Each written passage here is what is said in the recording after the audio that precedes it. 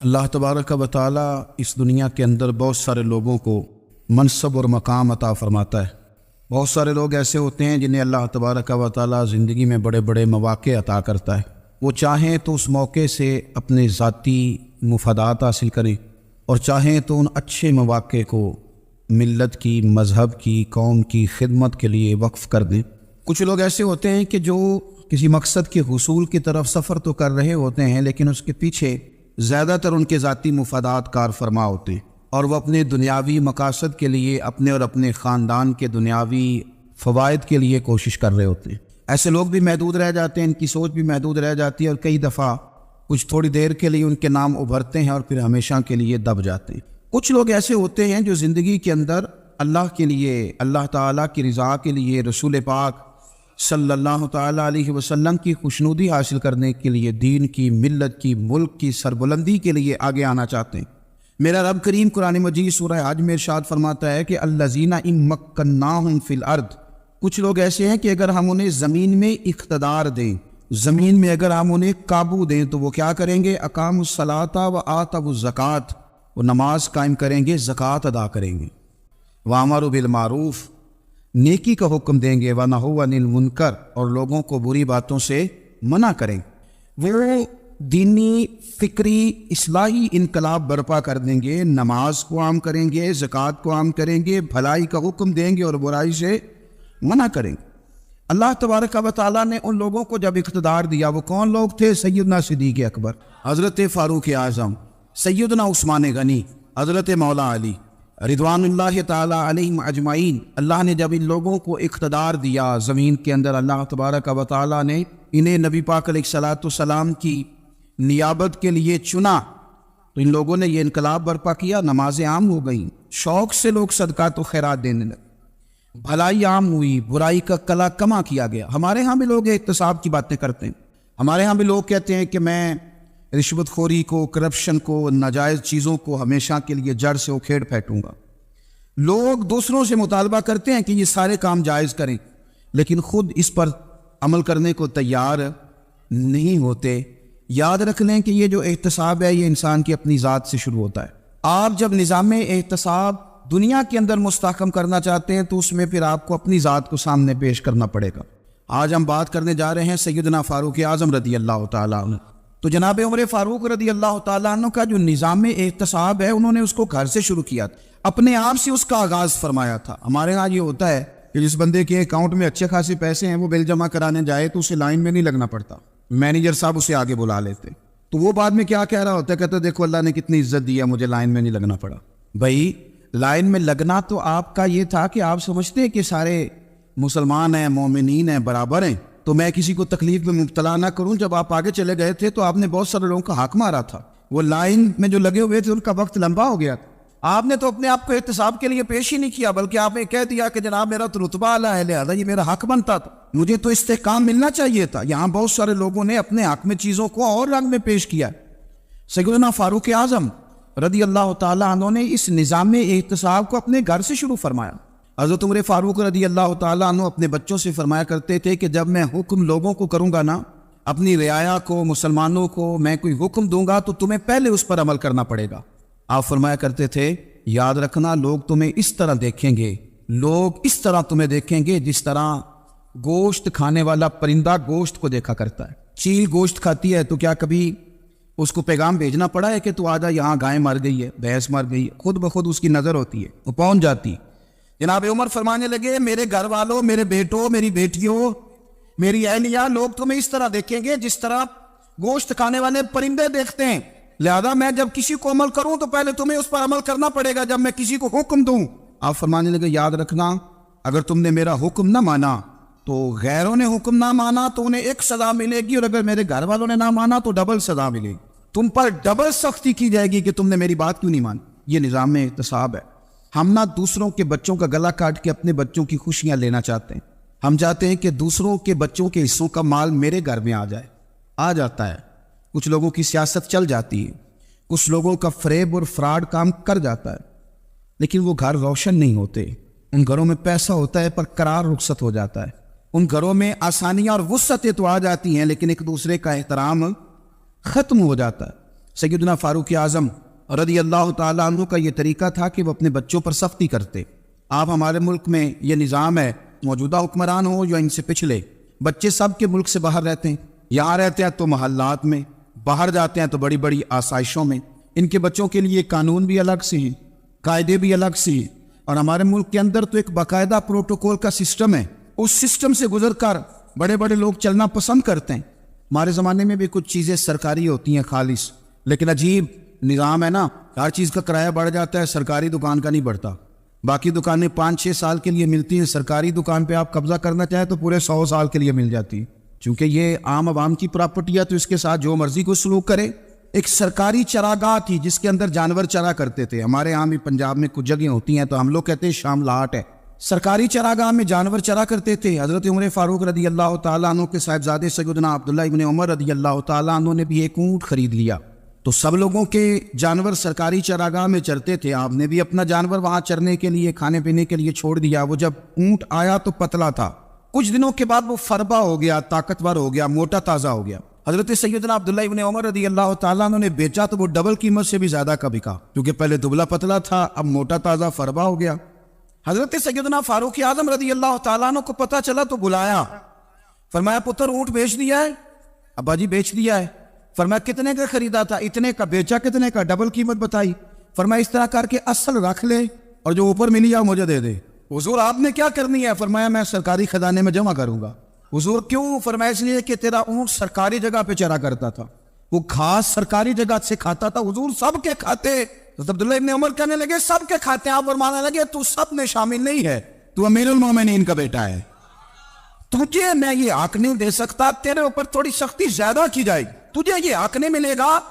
تو اپنے اونٹ کو چونکہ سرکاری چراگاہ میں چرایا کرتا تھا، لہذا تجھے وہ جو اصل رقم یہاں جمع کرانی پڑے گی. ہمارے تو بچے پہلی بات تو یہ ہے کہ بات ہی نہیں سنتے. یہ سب کے بچوں کی بات کر رہا ہوں، ٹیچر کے بچے ہوں، سیٹ کے بچے ہوں، پیر کے بچے ہوں، امام صاحب کے بچے ہوں، کسی کے بچے ہوں، پہلے تو سنتے نہیں. اور اللہ خیر کرے، اگر آپ کچھ سنانا چاہیں تو فوری طور پر وہ ہوم منسٹری کے پاس پہنچ جاتے، ان کی اماں ان کی وکیل بن جاتی، آپ کیا ہی کچھ نہیں سکتے. حالات رخ بدل جاتے. اس کا نقصان یہ ہوتا ہے کہ ان کو تراشا نہیں جا سکتا، ان کو ہیرے نہیں بنایا جا سکتا. ان کے اوپر کچھ ایسی میل کچیل چڑھ جاتی ہے جو بڑی عجیب و غریب ہوتی ہے. اور کچھ لوگ ایسے ہوتے ہیں جو خرابی کرنے میں بھی اپنا کردار ادا کرتے ہیں، خرابی کرنے میں. اور بڑے لوگوں سے منسلک ہونے کے لیے لوگ رستے تلاش کرتے ہیں. رستے، میں چونکہ چیزوں کا مطالعہ کرنے کا بڑا شوقین ہوں، تو میری والدہ داخل تھی کئی سال پہلے ہسپتال میں، تو مجھے اس ہسپتال میں کچھ دن رہنا پڑا. ایک پرائیویٹ ہاسپٹل تھا، تو اس میں انہوں نے جگہ جگہ لکھ کے لگایا تھا ملازمین کو بخشیش نہ دیں، ہم ان کو بڑی اچھی معقول تنخواہ دیتے ہیں، سیلری بڑی عمدہ ہے، تو لوگ بخشیش نہ دیں. میں نے جو مینجمنٹ کے لوگ تھے ہاسپٹل کی، ان میں سے ایک سے میں نے کہا کہ اگر کوئی بندہ اپنی خوشی سے دینا چاہے تو آپ نے بڑا موٹا لکھ کے لگایا برائے مہربانی ان کو بخشیش نہ دیں. اس نے بڑی قیمت، سادہ آدمی تھا پر میری بڑی اس نے مجھے بات بتائی، مجھے نفع ہوا. کہنے لگے مولوی صاحب جب کچھ امیر لوگ اسپتال میں مریض لے کے آتے ہیں تو وہ صفائی والے کو پہلے ہی 500 روپیہ دکھا لیتے ہیں آتے ہی، پھر وہ جیسی آواز دیتے ہیں صفائی والے فٹافٹ اندر آتے ہیں، ان کا کمرہ صاف کرتے ہیں. تو سارے تو بیچارے اتنے مالدار نہیں ہوتے کہ آتے ہی پہلے کام والے کو 500 دیں. پھر نقصان کیا ہوتا ہے کہ یہ جن کی ذمہ داری ہے بہت ساری ڈیوٹیاں کرنے کی، یہ ڈیوٹی نہیں کرتے. یہ پلٹ پلٹ کے ان کی طرف دیکھتے ہیں جن کے گھر سے سالن صحیح آتا ہے، ادھر ان کی توجہ زیادہ ہو جاتی ہے. جو نوٹ ان کو زیادہ دکھاتے ہیں، جو پھل لے کے آتے ہیں تو آدھا ان کو دیتے ہیں. تو ہم یہ کہتے ہیں یہ کام ہی نہ کرو، یہ اپنی تنخواہ پہ کام کریں تاکہ ہر آنے والے کا درد سمجھیں، ہر ایک کو یکساں یہ سروسز فراہم کریں. تو ہم یہ کام کرتے ہیں. ہم ایم پی اے کے اور کسی سے ہمارا تعلق نہ بنے تو ہم جناب اس کے ڈرائیور سے ہی تعلق بنا لیتے ہیں. ہم وہ جو آپریٹ کرنے والا ہوتا ہے ٹیلی فون، اسی سے بڑا تعلق بناتے ہیں، اس کو مٹھائی کا ڈبہ جلدی پہنچا دیتے. تو اسی طرح سے بڑے لوگوں کی اولادوں کو بگاڑا جاتا ہے. حضرت عاصم بن عمر رضی اللہ تعالیٰ عنہ، یہ سیدنا فاروق اعظم کے بیٹے تھے، مصر گئے تو لوگوں کو پتا چلا حضرت عمر کے بیٹے آئے. لوگوں نے تحفے دیے، بڑی بڑی چیزیں آپ کو دی، حضرت عمر کا بیٹا ہے، بڑے گفٹ دیے. تو صاحبزادے واپس آئے تو ان کے پاس بڑے تحائف تھے. سیدنا عمر فاروق رضی اللہ تعالیٰ عنہ نے دیکھا تو فرمایا ادھر لانا تحفے. کہا ابا جی لوگوں نے مجھے دیے ہیں. فرمایا تو نے کیوں بتایا تھا کہ میں امیر المومنین کا بیٹا ہوں؟ کہا حضور ان کو ویسے ہی پتا چل گیا. فرمانے لگے پتر یہ تحفے تمہیں اس لیے ملے ہیں کہ تم امیر کے بیٹے ہو، یہ تحفے تمہارا حق نہیں، چونکہ تمہیں اس کرسی کی وجہ سے ملے ہیں اور یہ کرسی مسلمانوں کی ہے، لہذا یہ حق بھی مسلمانوں کا ہی ہے. یہ لا سارے مال غنیمت میں جمع کیے جائیں. آپ اپنے گھر سے جب احتساب شروع کرتے ہیں، اپنے گھر سے اور یہ یاد رکھیں یہ جو لوگ آتے ہیں آپ کے بچوں کو نوازنے کے لیے یہ انہیں خراب کرتے ہیں، بگاڑ پیدا کرتے ہیں، یہ عجیب و غریب سی چیزوں میں مبتلا کر دیتے ہیں، بچوں کا نقصان ہوتا ہے کل کلام۔ پھر جو شاپر اچھا لے کے آئے پیر صاحب کے بچے ذرا اس سے پیار سے ملتے ہیں، نقصان ہو جاتا ہے، یہ دستے نگر ہو جاتے ہیں، یہ لوگوں کی طرف جیتے ہیں، دوسروں پہ ڈیپینڈ کرنے لگتے ہیں۔ حضرت ابو موسیٰ اشعری رضی اللہ تعالیٰ عنہ نے پہلے تو ایک قلین بڑا سونا تھا تو آپ نے حضرت عمر کے گھر بھیج دیا کہ چلو ان کے گھر میں ان کی اہلیہ بچھا لیں گی، کہیں سے تحفہ آیا۔ پھر وہ جس کمرے میں مال غنیمت اور خزانہ رکھا جاتا تھا اس کی صفائی کر رہے تھے تو ایک دینار مل گیا، تو وہ دینار بچے سارے جا رہے تھے تو ان میں سے حضرت عمر کے ایک بیٹے کو چھوٹے کو بلایا اور بلا کے کہا پتر یہ دینار لے لو۔ حضرت عمر نے دیکھا کہ بیٹے کے ہاتھ میں دینار بھی ہے اور گھر میں قالین بھی ہے، ایک موقع پہ وہ قالین گیا، ایک موقع پر بچے کو ایک دینار دیا، تو حضرت عمر اپنی اہلیہ سے پوچھنے لگے یہ کہاں سے آیا قالین؟ کہا جناب ابو موسیٰ اشعری رضی اللہ تعالیٰ عنہ نے بھیجا ہے۔ بیٹے سے پوچھا دینار کہاں سے آیا؟ کہا مجھے انہوں نے دیا ہے۔ آپ نے وہ دینار بھی لیا اور قالین بھی لیا اور اس کو لپیٹا اور جناب ابو موسیٰ اشعری کو بلایا اور اتنے سخت ناراض تھے، فرمانے لگے ابو موسیٰ اشعری سے کہنا میرے پاس پیدل آئے، گھوڑے پہ نہ آئے۔ اور جب آئے حضرت ابو موسیٰ اشعری تو جناب عمر اتنے ناراض ہوئے کہ وہ قالین لپیٹ کر تو ان کے سر پہ مار دیا، فرمانے لگے پکڑو اپنا دینار، تمہیں پورے مدینے میں میرے بیٹے کے علاوہ کوئی اور نہیں ملے تھا جسے تم خراب کر سکو، میرا پتر ہی ملا تھا بگاڑنے کی، کس نے اجازت دی تم میرے بیٹے کو دینار دو، کیوں لائے تم میرے گھر میں قالین؟ حضرت عمر فاروق رضی اللہ تعالیٰ عنہ فرمانے لگے میں زمین پہ سونے کا عادی ہوں، زمین چٹیل بھی ہو تو رب کا بندہ بن کے سوتا ہوں تو اللہ مجھے آرام اور سکون کی نیند عطا فرما دیتا ہے، مجھے تمہارے مخملوں کی اور قالینوں کی ضرورت نہیں ہے۔ احتساب یہاں سے شروع ہوتا ہے بھائی، یہاں ہم نہ اپنے گھر میں بیٹھ کے مایوس باتیں کرتے ہیں اور فلانے کے بچے کہاں پہنچ گئے، فلانے کے بعد بڑا پیسہ آ گیا، میں کچے مکان میں رہوں، میں یہ کروں، دیکھو مجھے نہیں سہولی۔ یہ تو آپ مایوسی والی باتیں کر رہے ہیں، یہ تو آپ کمزور باتیں کر رہے ہیں، یہ تو اس طرح کی باتیں تو ہارے ہوئے لوگ کرتے ہیں۔ اس طرح کا لب و لہجہ تو ان لوگوں کا ہوتا ہے جو احساس کمتری کا شکار ہوتے ہیں۔ یہ آپ نے کس طرح کا لب و لہجہ اور اپنے بچوں کو آپ بھکاری بنا رہے ہیں تاکہ دوسروں کو دیکھ کے تو مایوس ہو جائے؟ اٹھ باندھ کمر کیوں ڈرتا ہے، پھر دیکھو خدا کیا کرتا ہے۔ آپ کا جو احساس ہے وہ اتنا خوبصورت ہو، آپ کے لہجے کے اندر اس قدر ٹھہراؤ ہو، آپ کو اطمینان آ چکا ہو، اور آپ کے بچے کبھی بھی کمپیریزن نہ کریں اپنا کسی کے ساتھ، کبھی بھی انہیں کرنے نہ دیں آپ، وہ کبھی یہ بات نہ کریں کہ فلانے زیادہ اچھا کھاتے پیتے ہیں تو ہم کدھر ہیں، کرنے نہ دیں انہیں بتائیں کہ بیٹا اپنی مٹی پہ چلنے کا سلیقہ سیکھو، سنگ مرمر پہ چلو گے تو پھسل جاؤ گے، ان کو بتائیں کہ جو تمہارے پاس ہے یہ خدا کا عطیہ ہے، اسی پر تم نے قناعت کرنی کبھی بھی۔ حضرت زید بن حارثہ سے نبی پاک صلی اللہ علیہ وسلم کو بڑا پیار تھا، پھر ان کے بیٹے حضور کے غلام زادے حضرت اسامہ بن زید کے ساتھ بھی حضور بڑا پیار کرتے، لیکن یہ تو مسلمہ حقیقت ہے نا کہ عظمت اور شان تو سیدنا فاروق اعظم کی زیادہ ہے۔ امت کا اتفاق ہے کہ نبیوں کے بعد سب سے بڑا درجہ جناب صدیق اکبر کا، اور پھر اللہ نے مقام عطا کیا حضرت فاروق اعظم کو، یہ بڑے لوگ تھے۔ ایک دفعہ مال تقسیم ہو رہا تھا تو حضرت عمر رضی اللہ تعالیٰ عنہ نے نا حضرت اسامہ بن زید کو 4000 دینار دیے اور اپنے بیٹے عبداللہ ابن عمر کو 3000 دینار دیے، تو حضرت عبداللہ ابن عمر گھر جا کے کہنے لگے ابا جی اسامہ میں وہ کون سی خوبی ہے جو میرے اندر نہیں، اور اسامہ کے باپ میں وہ کون سی خوبی ہے جو آپ کے اندر نہیں؟ تو حضرت عمر کی عاجزی دیکھیے، حالانکہ بالاتفاق دنیا جانتی ہے کہ جناب عمر فاروق رضی اللہ تعالیٰ عنہ افضل ہیں، پھر بھی پتہ اپنے بیٹے سے کیا کہتے ہیں؟ فرماتے ہیں وہ سن یار وہ خدمت گزار ہیں نبی پاک کے، وہ بھی حضور کے گھر میں ڈیوٹی کرتے، نوکری کرتے، اور ان کے بیٹے بھی حضور کی نوکری کرتے، یہ خدمت گزار ہیں۔ فرمانے لگے اگر تو نے پوچھ لیا تو سن، پھر میری تو رائے یہ ہے کہ تیرے سے زیادہ اسامہ بن زید حضور کی نظر میں پیارے، اور اسامہ کا باپ تیرے باپ سے زیادہ نبی پاک کا پیارا ہے۔ کوئی کمپیریزن کرنے نہیں دیا، بچوں کو کسی ایسی جگہ کھڑے ہونے نہیں دیا، فرمایا یہ وجہ ہے، یہ انداز ہے کہ تو زیادہ پیارا ہے۔ حضرت عمر فاروق رضی اللہ تعالیٰ عنہ پسند نہیں کرتے تھے، ذرا برابر بھی پسند نہیں کرتے تھے کہ کوئی شخص اور مال آتا تو اپنے رشتہ داروں کو نوازنے سے بچتے۔ مال غنیمت آتا ہے نا، ہمارے ہاں تو اللہ خیر کرے جب کوئی بندہ کونسلر بنتا ہے، چیئرمین بنتا ہے، تو ٹھیکہ کس کو دیتا ہے؟ کوئی چلو بھتیجا مل جائے، کوئی بانجا مل جائے، کوئی چھوٹا بھائی، اسے بھی کام مل جاتا ہے ساتھ۔ نوازنے پہ لوگ آتے ہیں تو وہ تلاش کرتے ہیں کہ کہاں کو میرا ہے، وہ ٹینڈر ہی ان کے نام کے پاس ہوتے ہیں جن کی طرف ذرا نظر کرم زیادہ ہوتی۔ حضرت عمر فاروق مال تقسیم کر رہے تھے تو بیٹی آگے کہنے لگی ابا جی رشتہ داروں کا بھی حق ہوتا ہے، آپ سب کو دیتے ہیں، آپ کے اپنے آپ کے قریب ہی نہیں آتے۔ تو حضرت عمر فاروق نے کیا لفظ کہے، کیا حقیقت ہے، کیا حسن ہے، فرمانے لگے پتر یہ مال تیرے باپ کا نہیں مسلمانوں کا ہے، جب تیرے باپ کا ذاتی مال ہوگا تو اپنے رشتہ داروں کو دے گا، یہ مسلمانوں کا مال ہے۔ یہ اسی حساب سے تقسیم ہوگا جو عدل کا حساب ہے، جو ترازو ٹھیک ہے۔ فرمایا تو مجھے یہ مشورہ نہ دے، یہ مسلمانوں کا مال۔ یہاں سے نظام احتساب شروع ہوتا ہے، یہاں سے انسان آگے بڑھتا ہے، اور پھر کوئی تکلف نہیں کسی پر حضرت عمر کا، کوئی چھوٹا ہے یا بڑا ہے۔ حضرت ابو سفیان رضی اللہ تعالیٰ عنہ سردار رہ چکے ہیں مکے کے، بڑے آدمی، لیکن نظام احتساب میں کوئی چھوٹا بڑا نہیں ہوتا۔ حضرت عمر فاروق مکہ مکرمہ گئے تو لوگوں نے کہا حضور جناب ابو سفیان نے نا گلی میں پتھر رکھے اور بہت سارے لوگوں کو رستوں میں تکلیف ہو رہی ہے، تو حضرت ابو سفیان رضی اللہ تعالیٰ عنہ سے بھی لوگ کہہ دیتے تو وہ بھی اٹھا دیتے، لیکن لوگوں نے چونکہ وہ سردار تھے، بڑے تھے، تو لوگوں نے ان سے کہا نہیں۔ حضرت عمر جب آئے تو کہا، تو جناب عمر نے پرواہ نہیں کی، خود آئے جناب ابو سفیان سے کہا یہ پتھر آپ نے رکھے؟ کہا حضور ہاں۔ فرمایا یہ بھی اٹھائیے، یہ بھی اٹھائیے، یہ بھی اٹھائیے۔ جب وہ اٹھا رہے تھے تو حضرت عمر کہہ رہے تھے شکر نہیں اللہ کا کہ عمر کہہ رہے ہیں اور ابو سفیان مانتے جا رہے ہیں۔ شکر نہیں، یہ نظام احتساب ہے کہ بڑا ہو یا چھوٹا ہو، اس کو یہ حق حاصل نہیں ہے کہ مسلمانوں کو وہ کسی تکلیف میں کسی بھی صورت میں مبتلا کرے، کہیں بھی کسی جگہ بھی، اس کو یہ والی اجازت نہیں۔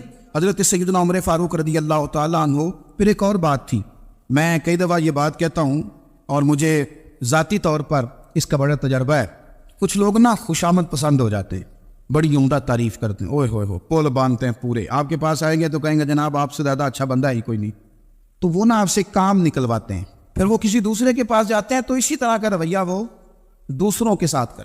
یہ عام لوگوں میں بھی مرض ہوتا ہے، عام لوگوں میں۔ اور بادشاہ وہ بندہ اگر، پھر تو اس کا دل کرتا ہے میں اگر بادشاہ سلامت ہوں تو دو چار بندے دیہڑی پہ رکھ لوں پر میری تعریف ضرور کریں، پابندی ہوتی ہے، لوگ یہ کام بڑے شوق سے کرتے ہیں۔ اور شیخ سعدی فرمایا کرتے تھے لکڑی کو گھن کھا جاتی ہے اور بڑے لوگوں کو خوشامد کھا جاتی ہے خوشامد۔ حضرت عمر فاروق رضی اللہ تعالیٰ عنہ اس معاملے میں بھی بڑے مضبوط تھے۔ ویسے مجھے اور آپ کو اچھا کون لگتا ہے؟ ہماری غلطیاں بتانے والا؟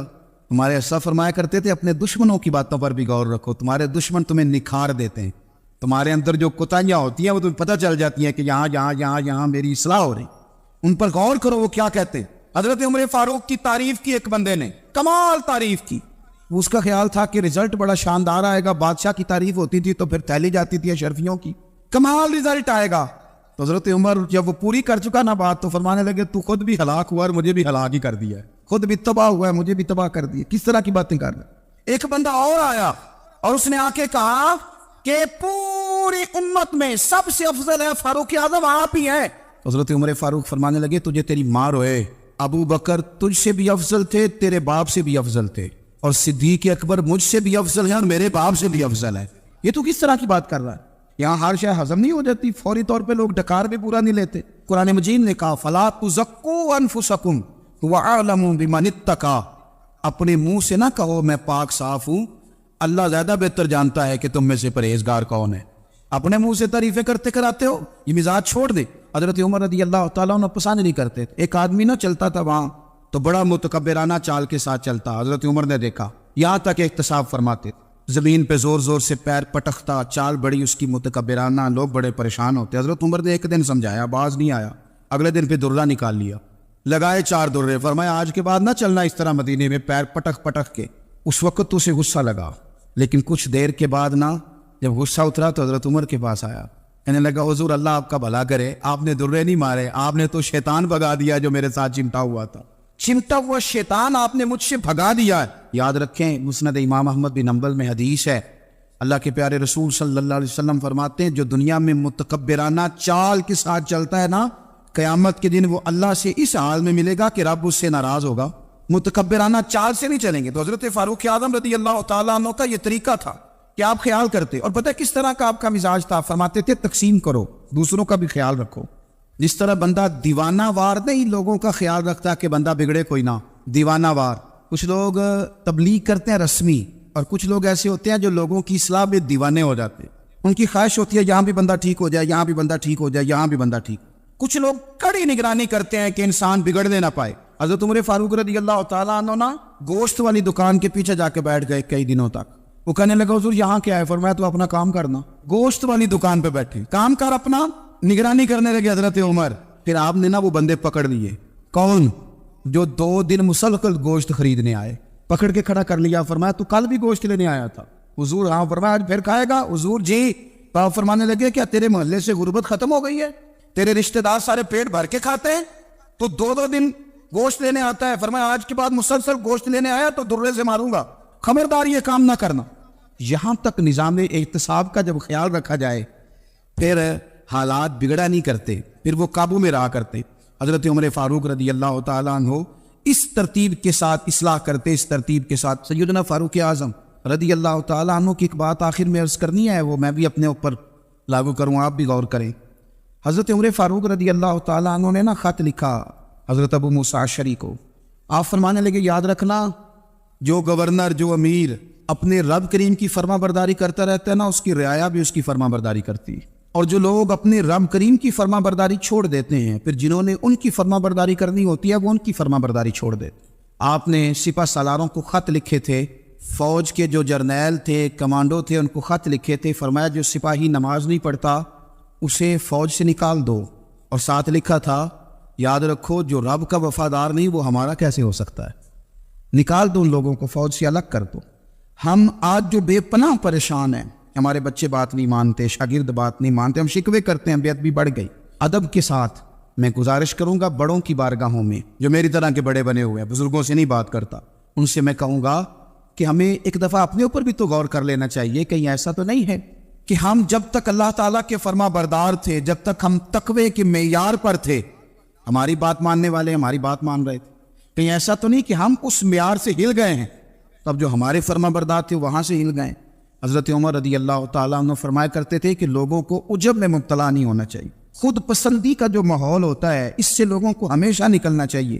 حضرت عمر کے ایک صاحبزادے نے کنگھی کر لی، اچھا لباس پہن لیا تو درہ مارا جناب عمر نے، تو آپ کی بیٹی کہنے لگی ابا یہ تو بالکل جائز ہے، اچھے کپڑے پہننا، اچھا لباس پہننا اور سر میں کنگھی کر لینا، اس پر درہ کیوں مار دیا؟ تو آپ فرمانے لگے بیٹا یہ خود پسندی میں مبتلا ہونے لگا تھا، یہ اپنے آپ کو بہت بھلا سمجھنے لگا تھا، اس کا خیال تھا کہ میں ہی ہوں، میرے علاوہ کوئی نہیں، یہ اس مقام پہ جا رہا تھا جہاں اس کی تربیت رک جاتی، اس لیے درہ مارا ہے۔ ایک دفعہ حکومتی معاملات کے اندر آپ کی اہلیہ نے مشورہ دینا چاہا، بڑے کام بیویاں نہیں کرتی، بڑے بڑے معاملات میں مداخلت نہیں کرتی۔ ہمارے بر صغیر میں وہ بادشاہ نہیں گزرا کہ جو فیصلہ کرتا تھا تو کرسی پہ بیٹھ جاتا تھا اور پردے کے پیچھے اس کی بیوی بیٹھ جاتی تھی، اور جب وہ فیصلہ سنانے لگتا تو یوں گردن پیچھے کرتا اور اہلیہ جو کہتی وہ فیصلہ سنا دیتا۔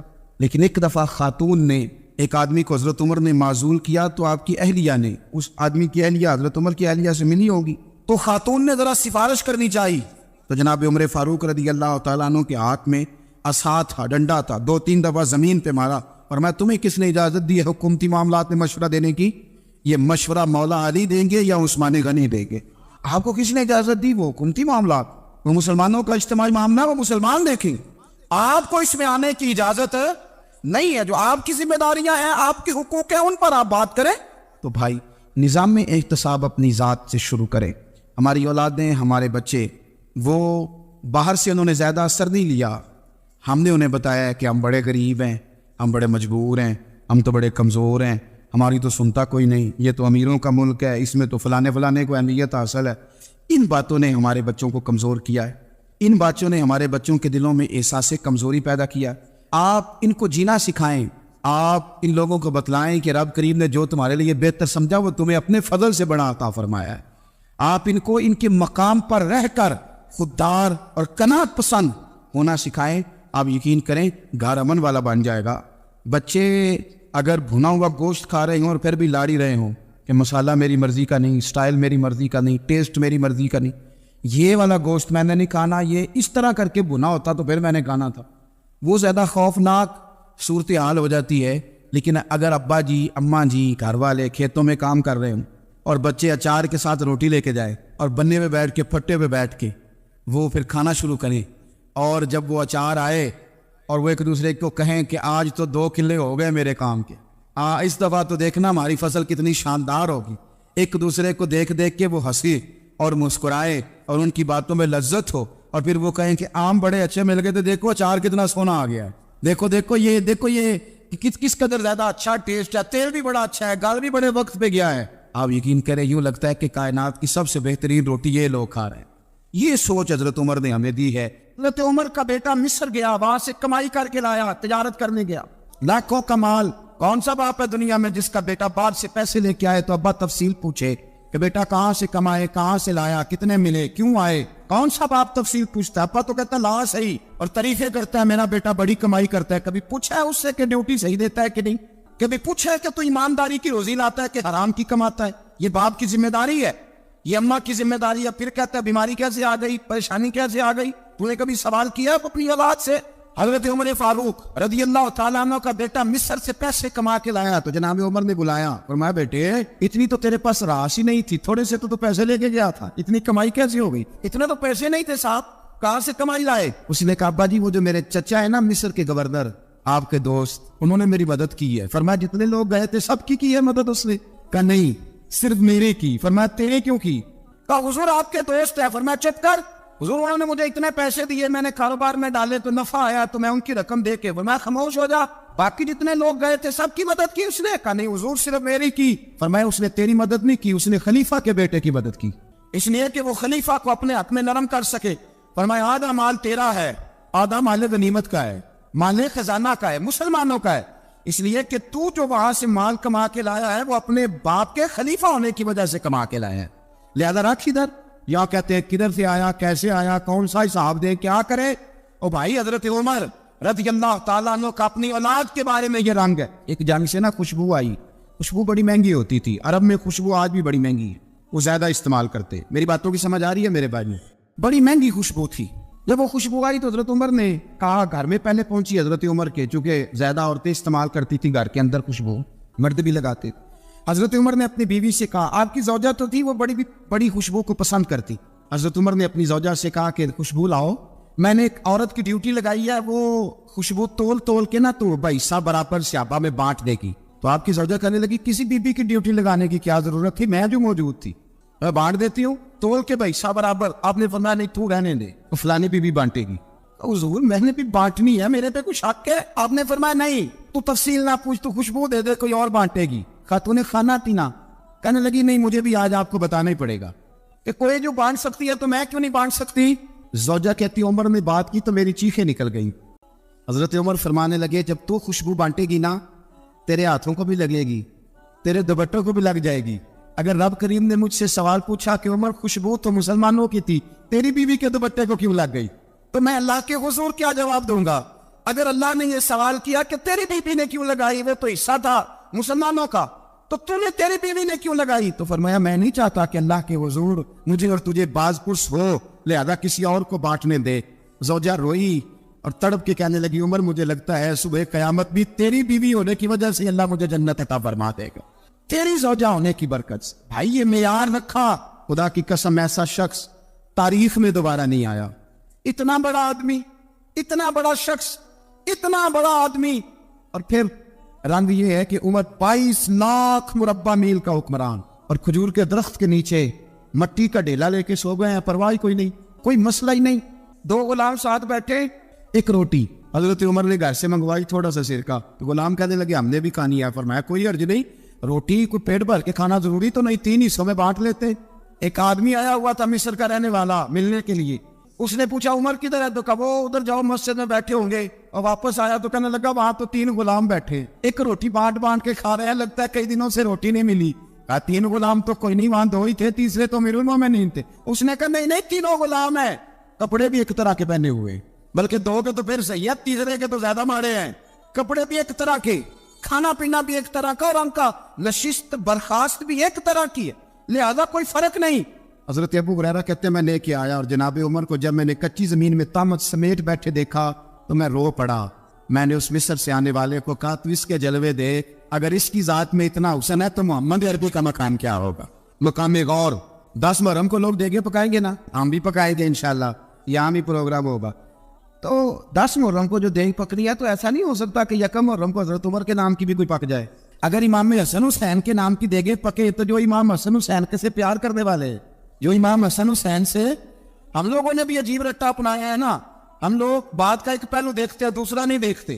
حضرت امام حسن اور حسین کو بھی نبی پاک نے شہید کہا, اور جناب عمر کو بھی رسول اللہ نے خود شہید فرمایا.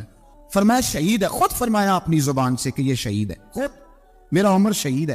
ان کے نام کی دیگ نہیں پکنی چاہیے, اس طرف نہیں ہماری توجہ ہونی چاہیے. اور اہل بیت نبوت، یہ بات میں پہلے بھی کرتا ہوں، آج پھر کرنا ضروری سمجھتا ہوں، اہل بیت کا پیار سن لو کان کھول کے، اہل بیت کا پیار اگر ہمیں کسی نے سکھایا ہے تو سیدنا عمر فاروق نے سکھایا ہے۔ اہل بیت نبوت کی محبت اگر کسی نے سکھائی ہے تو کس نے سکھائی ہے؟ بول کے بتائیے، حضرت عمر نے۔ اہل بیت کا پیار ہمیں حضرت عمر نے بول کر کے سکھایا ہے۔ بھائی یاد رکھے، کسی کی طاقت نہیں تھی دم مارنے کی حضرت عمر کے سامنے، طاقت ہی نہیں تھی، کیسر و کسرا کانپ جاتے تھے، جرأت ہی نہیں کرتے تھے حضرت عمر۔ ہمارے تو تعلقات بڑے ہیں نا غیروں سے۔ حضرت ابو موسیٰ اشعری رضی اللہ تعالیٰ عنہ فرماتے ہیں میرا منشی عیسائی تھا، وہ کاتب کہتے تھے وہ لوگ، میرا حساب کتاب عیسائی تھا۔ تو فرماتے ہیں ایک دن میں نے وہ سارا حساب کتاب لین دین کے حضرت عمر کو دکھایا تو فرمانے لگے جس میں لکھے ہیں اس کو بلاؤ۔ کہنے لگے ضرور مسجد نہیں آ سکتا۔ کیوں نہیں آ سکتا؟ کہنے لگے وہ عیسائی ہے۔ کہتے ہیں حضرت عمر جلال میں آ گئے۔ آپ فرمانے لگے جنہیں رب دور کرتا ہے تم کیوں قریب کرتے ہو؟ یعنی اللہ دور کرتا ہے۔ فرمایا تم غیروں کو اگر عہدے دو گے تو اپنوں کا کیا بنے گا؟ اگر تم غیروں کو عہدے دو گے تو اپنوں کا۔ ہم نے غیروں کو عہدے دیے تو دیکھا نا اپنے کس طرح کاٹے جا رہے ہیں۔ غیروں کو جو عہدے دے دیے، جرانے سارے غیروں سے روز دعویٰ ہوتا ہے چین ہمارا سجن ہے، چین ہمارا دوست ہے۔ او بھائی دوست ہے تو اس سے کہو نا کہ برما تو تمہاری ایک چھوٹی سی ریاست ہے، چین کے بغیر تو وہ سانس بھی نہیں لے سکتا، اس کو کہو نا اس حکومت پہ دباؤ ڈالے۔ لیکن ہم لوگوں نے غیروں کو عہدے دیے تو اپنے پس گئے۔ حضرت عمر کہتے تھے ذمہ کا ہم ادب کریں گے، ذمہ کافر کا ہم، ایسا کافر جو مسلمان ریاست کو قبول کرے، بدامنی نہ پھیلائے۔ ایک آدمی کو آپ نے دیکھا آنکھوں سے نابینا ہے اور بھیک مانگ رہا ہے، تو حضرت عمر کو نظر آ گیا، فرمایا کون ہو؟ اس نے کہا میں یہودی ہوں۔ فرمایا بھیک کیوں مانگتے ہو؟ کہ جب تک تندرست تھا مسلمانوں کو جزیہ دیتا تھا، بوڑھا ہو گیا ہوں کیا کروں؟ حضرت عمر نے گھوڑے کی پشت پہ بٹھایا کافر کو، گھوڑے کی پشت پہ بٹھایا اور بٹھا کے مدینے لائے۔ حضرت علی شیر خدا وزیر خزانہ تھے، فرمایا علی اس کا وظیفہ جاری کرو۔ کہا یہ کون ہے؟ فرمایا یہ یہودی ہے لیکن یہ ہمیں جزیہ دیتا رہا، بوڑھا ہو گیا بیچارہ، بھیک مانگنے پہ مجبور ہے، ہماری حکومت کے اندر رہتا ہے، اس کا پورا وظیفہ جتنا خرچہ اتنا وظیفہ لگاؤ۔ حضرت علی کہتے ہیں میں وظیفہ لگا رہا تھا اور وہ میرے نبی کا کلمہ پڑھ رہا تھا، وہ رسول اللہ کا کلمہ پڑھ رہا تھا۔ یہ مزاج، یہ نہیں کہ کافر۔ حضرت عمر نے گورنروں کو خط لکھے تھے کہ زبردستی کسی کو مسلمان نہیں کرنا، جہاں ان کی عبادت گاہیں بنی ہو تو گرانی نہیں، کوئی مندر کوئی گرجا ضائع نہیں کرنا۔ اسلام سب کو جینے کا موقع دیتا ہے، پر بے ایمانو ظالمو بدذاتو تمہیں یہ کہتا ہے کہ ہم تمہیں جینے کا موقع دیتے، تم بھی مسلمانوں کو جینے کا موقع دو۔ امام حسن مل رہے ہیں، آپ یقین کریں میں جب اس واقعہ کو پڑھتا ہوں تو میرا دل جھوم جاتا ہے۔ میں کہتا ہوں یار ڈاٹا ہونا اپنی جگہ پہ، عشق ہونا اپنی جگہ پہ، انسان کا باوقار ہونا اپنی جگہ، جہاں کھڑے ہونا تھا وہاں یہ کھڑے ہوتے تھے اور جہاں جھکنا تھا وہاں یہ۔ ان لوگوں نے اقبال نے کہا تھا تیری نگاہ ناز سے دونوں مراد پا گئے، عقلے کی یا پو جستجو عشق حضور و اس طرح۔ جہاں اگر آیا ہے سامنے کیسر و کسرا تو عمر جیسا دلیر کوئی نہیں، اگر سامنے آیا ایران کا بادشاہ تو عمر جیسا تگڑا کوئی نہیں، اگر آیا ہے سامنے غسان کا بادشاہ تو عمر جیسا عادل کوئی نہیں۔ لیکن اگر علی کا بیٹا آیا ہے، اگر فاطمہ کے لال پارے آئے ہیں تو پھر فاروق اعظم سے جیسا محب کوئی نہیں، پھر ان سے جیسا پیار کرنے والا کوئی نہیں۔ اندر بیٹھے ہیں جناب عمر، اندر تنہائی میں کچھ وزیروں سے گفتگو ہو رہی ہے، میٹنگیں جاری ہے، آپ کے بیٹے ملنے آئے جناب عبداللہ ابن عمر، ابا جی ملنے میں، بات ٹھہرو بات کر رہا ہوں، کوئی نہ اندر آئے۔ صاحب زیادہ باہر کھڑا ہے، تھوڑی دیر گزری تو امام حسن بھی آ گئے۔ کون آئے؟ آپ کو عجب ملے گا امام صاحب کا نام لینے سے، وہ سردار ہے جنتیوں۔ حسن تیری نسل پاک میں ہے بچہ بچہ نور کا، تو ہے نے نور تیرا سب کرانا۔ امام حسن آئے تو حضرت عبداللہ ابن عمر کو دروازے پہ کھڑے دیکھا، امیر المومنین کہاں ہے؟ کہنے لگے حضرت عمر کے بیٹے۔ کہنے لگے وہ اندر بیٹھے، کچھ میٹنگ ہو رہی ہے اور انہوں نے کہا کوئی اندر نہ آئے، لیکن آپ جانا چاہے تو چلے جائیں۔ انہوں نے کہا جب آپ باہر کھڑے ہیں تو مجھے کوئی اتنا ضروری کام نہیں، اور ابھی زور کی نماز تھوڑی دیر میں ہوگی، میں مسجد میں مل لوں گا امیر المومنین سے۔ یہ بات کہہ کے امام حسن چلے گئے۔ یار اتنی بڑی بات نہیں تھی، اور میرے استادوں کا بیٹا بھی آئے تو کہا ٹھیک ہے جی وہ سوئے ہوئے تو کوئی غرض نہیں یار، میں ٹھہر کے آ جاؤں گا، کوئی بڑی بات نہیں تھی، دیکھا جائے تو بڑی بات نہیں تھی، اور بات بہت بڑی تھی اس لیے کہ یہ خالی حسن نہیں ہے، حسن ابن علی ہے، یہ حضرت فاطمہ کے لخت جگر۔ حضرت عمر باہر نکلے، عبداللہ ابن عمر سے پوچھا کوئی آیا تو نہیں؟ تو کہا حضور امام حسن آئے تھے۔ تو کہا پھر شہزادے کو اندر کیوں نہیں بھیجا؟ کہا میں نے کہا تھا، وہ کہنے لگے اگر امیر المومنین مصروف ہیں تو میں ظہر میں مل لوں گا۔ حضرت عمر رونے لگے، فرمایا بیٹے تو نے اچھا نہیں کیا۔ پھر مسجد نہیں گئے، سیدھے امام حسن کے دروازے دستک دی، امام حسن باہر آئے، کہا شہزادے آئے تھے تو ملے کیوں نہیں؟ تو امام حسن کہنے لگے حضور آپ کا اپنا بیٹا دروازے پہ کھڑا تھا اور منع بھی کیا تھا آپ نے تو میں زور میں مل لیتا۔ حضرت امام حسن فرماتے جوش جذبات میں جناب عمر نے سر سے پگڑی اتار دی، जोश के जज्बात। कहने लगे हसन, मेरे बेटे का और आपका क्या मुकाबला? क्या उसकी माँ का नाम फातिमा ज़हरा है? क्या उसकी नानी का नाम खदीजतुल कुबरा है? क्या उसके नाने का नाम मुहम्मद मुस्तफा है? आपका और उसका क्या मुकाबला? फिर रो पड़े और कहने लगे बेटे, मैं मक्के के सहराओं में ऊंट चराया करता था, ये जो मेरे सर पर इज्जत के बाल हैं ये तेरे नाने के उगाए हुए। मैं मक्के के खबरदार, शहजादे खबरदार। ओ भाई, अहले बैत नबुव्वत के अदब का रंग अगर सिखाया है तो सैयदना उमर ने सिखाया है। हजरत उमर फारूक अथॉरिटी है, इस्लाम की अथॉरिटी। यकम मुहर्रम हजरत उमर की शहादत है। यहूदी बोल उठा, काफिर बोल उठा। अगर 6 महीने उमर दुनिया में और रहते तो दुनिया में कोई काफिर मौजूद न होता। 6 महीने। और जब इस मतले जलील का जनाजा उठा, अल्लाह बुखारी पढ़िए ना, अल्लाह मरजुकना शहादतन फी सबीलिक, अल्लाह बिस्तरे की मौत ना देना, शहादत की देना। उमर शहीद हुए, मस्जिद नबी में नमाज पढ़ाते। और जब जनाजा उठा तो मदीने का फिर पीछे जो दलेर बच्चे वो मौला अली थे। जनाब उमर का जनाजा उठा तो सबसे पहली आए जो निकली वो हजरत अली की जुबान से निकली। और हजरत सारी दाढ़ी सोच से भर गई। लोगों ने कहा कि अली क्या हुआ? फरमाने लगे तुम देख नहीं रहे जनाजा किसका उठा है? पलट के देखो तो सही। तो पता नहीं है कौन गया है। हुजूर क्या हुआ?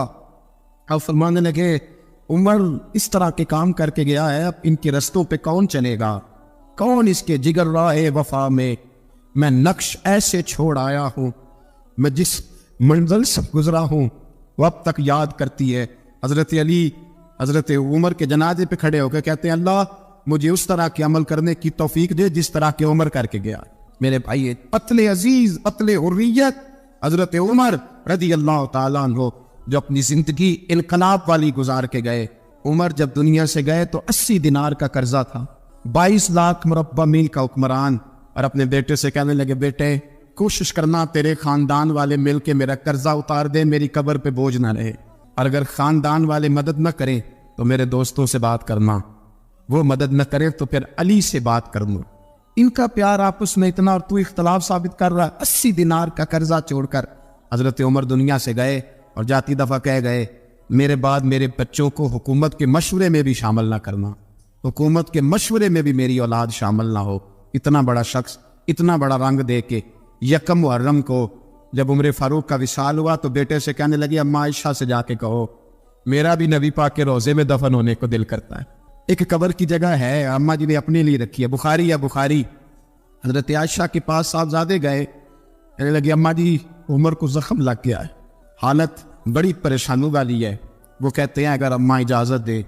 सैयद आयशा रो पड़ी, फरमाने लगी कि वो अपनी कब्र की जगह तो नहीं ना किसी को देता, पर उमर ने कमाल ही बड़ा किया। उसे कहो जाओ गुंबद खजरा में क़यामत तक जो मुस्तफ़ा पे और अबू बकर पे सलाम पड़ेगा वो तुझ पे भी सलाम पढ़ के जाए। जाओ मैंने जगह दी। हज़रत उमर फारूक रज़ी अल्लाह ताला अन्हु मदीने की गली से गुजर रहे, अमीरुल मोमिनीन है, मदीने की गली से गुजर रहे। एक घर के अंदर से बच्चियों के रोने की आवाज़ आई, बच्चियाँ रो रही हैं और बच्ची अपनी माँ से क्या कहती अम्मा अबू बकर तो अब इंतकाल कर गए। हज़रत उमर का पहले दिन है खिलाफत का, अब हमारा क्या बनेगा? अबू बकर तो विसाल कर गए। हज़रत उमर फारूक रज़ी अल्लाह ताला अन्हु ने रोने की आवाज़ सुनी, दरवाजे पर दस्तक दी, कहा बेटो क्या बात है? तो बच्चियाँ कहने लगी उमर हमारे अब्बा जी हमारी 10-15 बकरियाँ हैं, तो हमारे वालिद साहब उनका दूध धो के बेचा करते थे, गुजारा हो जाता था। जिस दिन अब्बा जी फौत हुए तो उस दिन से लेकर अबू बकर सिद्दीक रोज असर के बाद आया करते थे, हमारी बकरियों का दूध धो के देते थे, कुछ हम पीती थी कुछ बेच लेती थी, गुजारा चलता था। जिस दिन अबू बकर सिद्दीक खलीफा बने तो हमने जाके कहा अबू बकर अब कौन दूध धोएगा? तो सैयदना सिद्दीक अकबर रज़ी अल्लाह ताला अन्हु ने फरमाया बेटे पहले तो मैं मर्जी से खिदमत करता था, अब तो मुस्तफ़ा की उम्मत की नौकरी मेरी ड्यूटी बन गई है, तो मैं आऊँगा। बच्चियाँ रो रही हैं, हज़रत उमर को बताती है, कहती हैं अब अबू बकर चले गए हैं तो हम परेशान हैं, यतीम हैं, लवारस हैं, भाई कोई नहीं, कौन आएगा, कौन देखभाल करेगा? हज़रत उमर फारूक घुटनों के माल ज़मीन पर बैठ गए, उन छोटी छोटी बच्चियों को सीने से लगाया, फरमाने लगे मैं अबू बकर का क्या करूँ, मेरे लिए रास्ते बड़े मुश्किल कर गया है, मैं उसके किस किस बादशाह वक्त होके वो गरीबों के घरों में आके उनकी बकरियों का दूध भी धोता था, अमीरुल मोमिनीन होके ये रंग भी था। और मैं बेटियों फिक्र न करना, जब तक उमर जिंदा रहेगा, उमर आता रहेगा, ये नौकरी करता रहेगा। कोई दिन बीते तो हजरत उमर फारूक को याद आया हो मदीने में एक बूढ़ी अम्मा भी रहती है, جس کا کوئی گھر کا کام کرنے والا نہیں، اور جس بی بی کا کوئی بال بچہ نہیں اور آنکھوں سے بھی وہ نابینی ہے، حضرت ابوبکر صدیق رات کے سناٹے میں جایا کرتے تھے، اس کے گھر میں جھاڑو دیتے تھے۔ یہ بادشاہ ہے، اس کی فقیری کا رنگ دیکھو، اس کو کنویں سے پانی بھر کے لا کے دیتے تھے۔ اور یہ لفظ آپ سنیں گے تو حیران ہو جائیں گے۔ اس بوڑھی اماں کے لیے نا ایک کونے میں گھر میں دور بار سین میں ایک جگہ کھود دی تھی جہاں وہ بی بی پخانہ اور پیشاب کرتی تھی۔ امیر المومنین حضرت ابوبکر صدیق رات کو جاتے تھے اور اس کا وہ پخانہ وہاں سے اٹھا کے باہر پھینک کے آیا کرتے تھے۔ اس عورت نے پیغام بھیجا کہ عمر سے کہو میری بھی ڈیوٹیاں تو نہیں سر انجام دینی ہے۔ عمر فاروق ساری رات کام کرتے، سناٹا گہرا ہوتا، جھاڑو دبایا ہے بغل میں، اور عمر فاروق نکلے ہوئے، اس بی بی کے گھر میں جھاڑو دیا جا رہا ہے۔ حضرت انس بن مالک فرماتے ہیں میں نے آخری عمر میں بھی اس بوڑھے عمر کو دیکھا ہے، اس بڑھاپے میں بھی میں نے اس شخص کو دیکھا ہے کہ جب وجود کمزور ہو گیا، داڑھی سفید ہو گئی، لیکن پھر بھی اس کا انداز نہیں بدلا۔ اس نے ساری زندگی بادشاہی میں فقیری کر کے گزار دی، یہ پھر بھی کسی کے گھر میں جھاڑو دیتا ہے، کسی کی بکریوں کا دودھ دھوتا ہے، یہ کسی غریب میرے دوست یہ۔ اور جب سیدنا فاروق اعظم رضی اللہ تعالیٰ عنہ خطبہ دینے بیٹھتے تو کپڑے پھٹے ہیں، پیبند لگے ہیں، مزاج سادہ ہے، بڑا مال آیا ہے، بڑا مال، لیکن تقسیم کر دیا۔ اور یہی انداز آگے اپنے گورنروں کو دیا۔ حضرت سعید بن عامر رضی اللہ تعالیٰ عنہ آپ کے گورنر ہیں، حمص کے گورنر ہیں۔ جب لسٹ آئی نا غریبوں کی، حضرت عمر نے کہا کہ حمص کے جتنے غریب لوگ ہیں ان کی لسٹ بنا کے بھیجو، ان کو چندہ لگانا ہے۔ 17ویں 18ویں نمبر پر حضرت سعید بن عامر کا نام بھی آ گیا، گورنر صاحب کا۔ تو حضرت عمر نے سوچا شاید کوئی اور سعید بن عامر ہے، فرمانے لگے یہ کون ہے جس کی ڈیوٹی لگائی تھی؟ اس سے کہنے لگے یہ سعید کون ہے؟ تو کہا حضرت جی ہمارے صوبے کا گورنر۔ تو فرمایا اس کی لسٹ فقیروں میں؟ فرمانے لگے پتہ نہیں آپ نے کیا رنگ بھر کے بھیجا ہے، مہینہ مہینہ یہ شخص درختوں کے پتے کھا کے گزارا کر دیتا۔ کہ یہ میں فرشتوں کی کہانیاں نہیں سنا رہا آپ کو، میں آپ کو جنات کی جہار میں بالا کی باتیں نہیں، اس دھرتی پہ بسنے والے، اس دھرتی پہ وقت گزارنے والے میرے رسول پاک کے تیار کردہ ہیروں کی باتیں عرض کر رہا ہوں۔ حضرت عمر گئے ایک دفعہ، کہا مجھے بتاؤ تمہارا گورنر کیسا ہے؟ تو حمص کے لوگ کہنے لگے ہمیں اپنے گورنر سے 4 شکایتیں۔ کون کون سی؟ کہ پہلی بات تو یہ ہے کہ گورنر صاحب کو چاہیے فجر کے وقت آئیں، یہ سورج نکل آتا ہے تو باہر آتے ہیں گھر سے، آپ کہہ کے تو دیکھیں کسی معمولی سرکاری ملازم سے بھی، پھر آپ دیکھیے آپ کا کیا بنتا ہے۔ کہا یہ سورج نکلتے وقت آتے ہیں۔ دوسری شکایت یہ ہے کہ دن کو ملتے ہیں رات کو نہیں ملتے۔ تیسری شکایت یہ ہے کہ مہینے میں ایک دن ملتے ہی نہیں گورنر صاحب۔ چوتھی شکایت ہے کہ روتے ہیں، کبھی کبھی اتنا روتے ہیں کہ بے ہوش ہو جاتے ہیں۔ حضرت فاروق اعظم نے کھڑا کر لیا، فرمایا سعید تیری شکایات آئینہ کا حضور حکم۔ فرمایا سنا ہے، پہلے تو فجر کے وقت آ جاتا تھا لوگوں کے مسائل سننے، اب تو سورج نکلتے وقت آتا ہے۔ کہ حضور بیوی بیمار ہو گئی ہے اور گھر میں نوکر تو ہے کوئی نہیں، تو میں سویرے اٹھتا ہوں تو پہلے ناشتہ بناتا ہوں، بچوں کو کھلاتا ہوں۔ اس عورت نے 35 سال میرے ساتھ وفا کی ہے، اب چارپائی پہ ہے تو میں اس کے منہ میں لقمے ڈالتا ہوں۔ کہا اسے کھانا کھلا کے جب وہ دعا دیتی ہے تو پھر نکلتا ہوں۔ تو کہا سنا ہے تو ہفتے میں ایک دن ملتا ہی نہیں، مہینے میں۔ کہنے لگی حضرت جی جب مدینے سے آیا تھا تو ایک کرتا اور ایک تمد ساتھ لایا تھا، مجھے آج 2.5 سال ہو گئے ہیں، میں نیا لباس نہیں خرید پایا۔ میں نے عرض کی میں اس دھرتی میں بسنے والے لوگوں کی داستان سنا رہا ہوں۔ کہا میں اپنی تہ میں دھو کر خشک ہونے کو ڈال دیتا ہوں، اسے آدھا دن لگ جاتا ہے، خشک ہوتی ہے تو تہ میں پہن کے قمیض دھو لیتا ہوں اور پھر قمیض ڈال دیتا ہوں۔ حضرت جی سارا دن بیت جاتا ہے تو باہر نہیں آ پاتا۔ حضرت عمر فاروق کی گردن جھک گئی، کا سنا ہے تو رات کو ملتا ہی نہیں، یہ لفظ کہے تو حضرت سعید بن عامر کہنے لگے یہ میرا راز تھا، آپ میرے امیر نہ ہوتے تو کبھی فحش نہ کرتا، دن میں نے بندوں کے لیے رکھا ہے، رات اپنے رب کے لیے رکھی ہوئی ہے۔ میں رات کی تنہائیوں میں اپنے کریم کی بارگاہ میں جاتا ہوں اور میں سارے دن کے گناہوں کی معافی مانگتا ہوں، میں اپنی غلطیوں کی تلافی کا سوال کرتا ہوں، اس کے حضور جاتا ہوں، اسے دکھڑے سناتا ہوں، رات میری اس کے لیے بیت جاتی ہے۔ حضرت عمر کی اور گردن جھک گئی، فرمایا یہ بتا کہ تو ملتا ہی نہیں، کہ کبھی کبھی تو روتا ہے اور بے ہوش ہو جاتا ہے۔ حضرت جی 40 سال کی عمر میں کلمہ پڑھا ہے، جب 40 سال کے پچھلے گناہ یاد آتے ہیں تو کب پھر میں ضبط نہیں کر پاتا، وہ خطائیں، وہ پاپ، وہ جرم، وہ خطائیں جب سوچتا ہوں کہ رب کھڑا کر کے پوچھے گا بتا یہ جرم کیوں کیا، تو وہ احساس مجھے پریشان کر دیتا ہے۔ حضرت جی میں پھر برداشت نہیں کر پاتا، پھر میں تڑپ اٹھتا ہوں، میری یہ کوتاہیاں ہیں، بتائیے کیا کہتے ہیں۔ حضرت فاروق اعظم نے گردن اٹھائی تو آنکھوں میں آنسو تھے، کہنے لگے یا اللہ مجھے اس جیسے کچھ اور گورنر بھی عطا فرما، یا اللہ اس جیسے کچھ اور گورنر بھی۔ عزیزو اپنا حال کیا ہے؟ ملک شام جب فتح ہوا تو حضرت سعد بن ابی وقاص رضی اللہ تعالیٰ عنہ کہتے ہیں کہ کچھ لوگ مجھے کہنے لگے کہ ہم آپ سے معاملات طے نہیں کریں گے، ہم جزیہ دیں گے، ٹیکس دیں گے، اسلامی حکومت کے زیر اثر آئیں گے، لیکن آپ سے معاملات طے نہیں کریں گے، اپنے امیر کو بلائیے۔ تو حضرت سیدنا سعد بن ابی وقاص کہتے ہیں میں نے خط لکھا، فرماتے خط لکھا حضرت عمر کو، میں نے کہا جناب آئیے، جواب میں حضرت عمر نے خط میں جواب لکھا کہ فلاں دن فلاں تاریخ فلاں وقت میں ملک کے شام پہنچ جاؤں گا۔ حضرت سیدنا عمر چلے گھر سے، ایک غلام، ایک گھوڑا، ایک نیزہ، حضرت فاروق اعظم نے کچھ کھجوریں، خشک کھجوریں، کچھ سرکہ باندھ کے رکھ لیا رستے میں کھانے کو۔ یہ بادشاہی میں فقیری ہو رہی ہے، لاکھوں مربع میل کا حکمران ہے، کروڑوں لاکھوں روپے پاس پڑے ہوئے ہو، وہ ساری چیزیں رکھ لی اور سیدنا عمر فاروق رضی اللہ تعالیٰ عنہ چلنے لگے۔ اب غلام سے کہنے لگے بھئی میرا گھوڑا ذرا ماڑا ہے، کمزور ہے، طے کر لیں، اتنے میل تو گھوڑے پہ بیٹھے گا، میں پیدل چلوں گا، پھر اتنے میل میں گھوڑے پہ بیٹھوں گا، تو پیدل چلے گا۔ ملک کے شام پہنچنے کا وقت آ گیا، جب وقت آیا تو پیدل چلنے کی سواری حضرت عمر کی تھی، ان کی باری تھی پیدل چلنے کی، اور سواری پر سوار ہونے کی باری غلام کی تھی۔ تو یہ لوگ رشتے کرتے ہیں نا تو کرائے کی کار لے کے چلے جاتے ہیں، بعد میں وہ پوچھتے ہیں کہ تجھے تے کار تے آئے سو۔ ہم اپنے آپ کو بنانے کے لیے جھوٹی انا بھی خریدنی پڑے تو خریدنے سے ہم پرہیز، ہم جو بتاتے ہیں وہ ہم ہوتے نہیں، اور جو ہوتے ہیں وہ ہم بتاتے ہیں۔ حضرت سیدنا عمر فاروق رضی اللہ تعالیٰ عنہ سواری پہ غلام ہے، خود پیدل ہے، اور حال کیا ہے؟ بارش ہوئی تھی تو کچھ پانی کھڑا تھا، چھوٹے چھوٹے جوہڑوں میں چھوٹے چھوٹے تالاب بنے ہوئے تھے، پانی کھڑا تھا۔ تو حضرت عمر فاروق رضی اللہ تعالیٰ چمڑے کے جوتے پہنے، وہ جوتے دونوں اتار کے تو بغل میں دبا لیے۔ حضرت سعد بن ابی وقاص فرماتے ہیں اسی بغل میں نیزہ رکھ لیا اور تامت تھوڑا اونچا کر لیا کہ پانی سے چلنا ہے، اور غلام کو گھوڑے پہ بٹھایا ہے اور گھوڑے کی لگام پکڑی ہے تو یہ پیچھے رکھی ہوئی ہے، اور حضرت سیدنا فاروق اعظم رضی اللہ تعالیٰ عنہ آ رہے ہیں۔ غلام کہنے لگا حضور لوگ دیکھ رہے ہیں، مہربانی کرے بیٹھ جائیں۔ فرمانے لگے نہیں باری تیری ہے، تو ہی بیٹھے گا۔ اس نے کہا حضور نہیں وہ تو ٹھیک ہے، کوئی باری فرض تو نہیں نہ ہو گئی، آپ مہربانی کریں آپ آ جائیں، ذرا لوگ آ رہے ہیں۔ فرمایا تمہیں کہا تھا، غلام کہتا میں نے تیسری دفعہ کہا تو حضرت عمر نے جلال سے دیکھا، اور جناب عمر کا جلال تو زمین کانپنے لگ جاتی تھی۔ کہتے ہیں کہا حضور آپ آ جائیں، تو کہتے تجھے کہا ہے نا چپ کر کے بیٹھا رہے، کہتے ہیں میں گھوڑے پہ ہی کانپنے لگا۔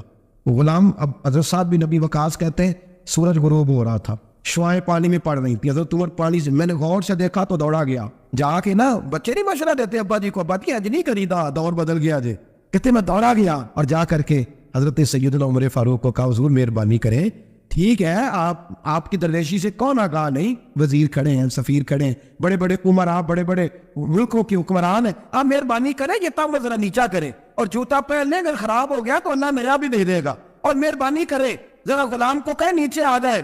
حضرت عمر کہنے لگے تمہیں کیا تکلیف ہے؟ کہا حضرت جی وہ وزیر مشیر کھڑے ہیں، یہودی ہیں، عیسائی ہیں، نجرانی ہیں، وہ بڑے بڑے مزاحمت کر بڑے بڑے ملکوں کے، آپ کا بڑا نام سنا ہے۔ حضرت سیدنا سعد بن ابی وقاص فرماتے ہیں میرے ساتھ اتنا ترش رویہ حضرت عمر کا پہلے کبھی نہیں ہوا، کہتے ماتھے پہ شکن آیا اور کہنے لگے تجھے تیری مار ہوئے، ان 4 لوگوں کے لیے میں اپنے نبی کا طریقہ چھوڑ دوں، ان 4 دنیا داروں کے لیے نبی پاک کا طریقہ چھوڑ دوں؟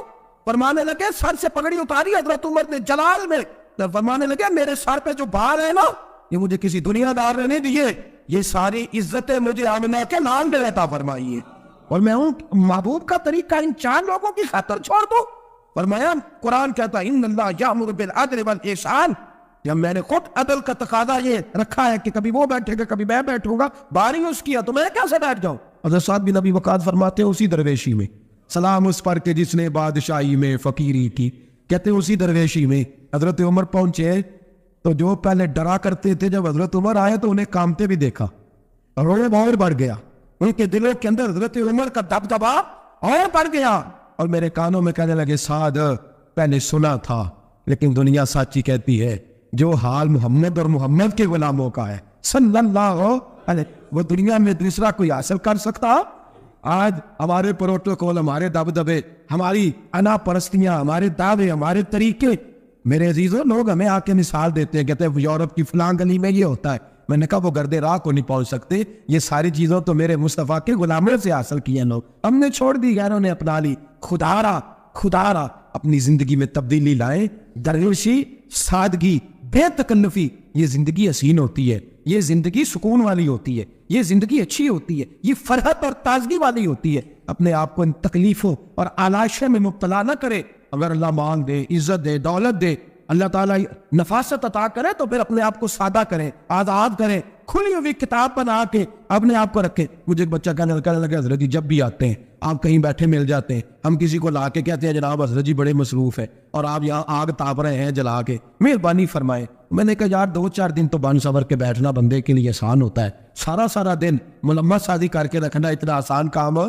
تو ویسے بھی بندہ جو ہو وہ نظر آئے تو اس کے لیے زیادہ بہتر ہوتا ہے، جو ہو وہ دکھائی دے وہ زندگی آسان ہو جاتی ہے، بہتر ہو جاتی ہے. اور ویسے بھی جو کھلی ہوئی کتاب ہوتی ہے اس میں لوگ مشکوک نہیں ہوتے، جو بندی ہوئی ہوتی ہے نا اس میں لوگوں کو خبر نہیں ہوتی کہ نہ جانے یہ کیا معاملہ ہے. میرے عزیزو اپنے آپ کو بے تکلف بنائے. بے تکلف سے مراد یہ نہیں کہ جیسے بے تکلفی ہم نے ایک غلط چیز کا نام بے تکلفی رکھ دیا ہے کہ جو آدمی بات پہ ٹھٹھا کرے، بات میں مذاق کرے وہ بے تکلف ہوتا ہے. یہ تو بے تکلفی اسلام اس کو پسند ہی نہیں. بے تکلفی سے مراد یہ ہے کہ جھوٹی انا نہیں بنائے، جھوٹے معاملات اپنے گرد نہیں اوڑے. اپنی اگر اللہ آپ کو بہت زیادہ مال و دولت دیتا ہے تو جتنا وہ اللہ رومی کہتے ہیں جتنا ٹہنی پہ پھل زیادہ لگتا ہے نا اتنی وہ ٹہنی جھک جاتی ہے. جو اکڑی ہوتی ہے سمجھو وہ خالی ہوتی ہے. اگر آپ پھلدار ہیں تو پھر آپ کو جھکے، پھر آپ کو با اخلاق ہونا چاہیے، با محبت ہونا چاہیے، پیار والا ہونا چاہیے. زندگی میں اس چیز کو ضرور اپنائیے. بڑے لوگ وہی ہوتے ہیں ان کا کردار بڑا ہوتا ہے، بڑے وہی ہوتے ہیں جن کی بات بڑی ہوتی ہے. کوئی باتوں سے اور پروٹوکول سے کبھی بڑا نہیں ہوتا. ہمیشہ مدحت خیر الانام میں گزرے، دعا ہے یوں اور درود و سلام میں گزرے. آخر دعویٰ الحمدللہ.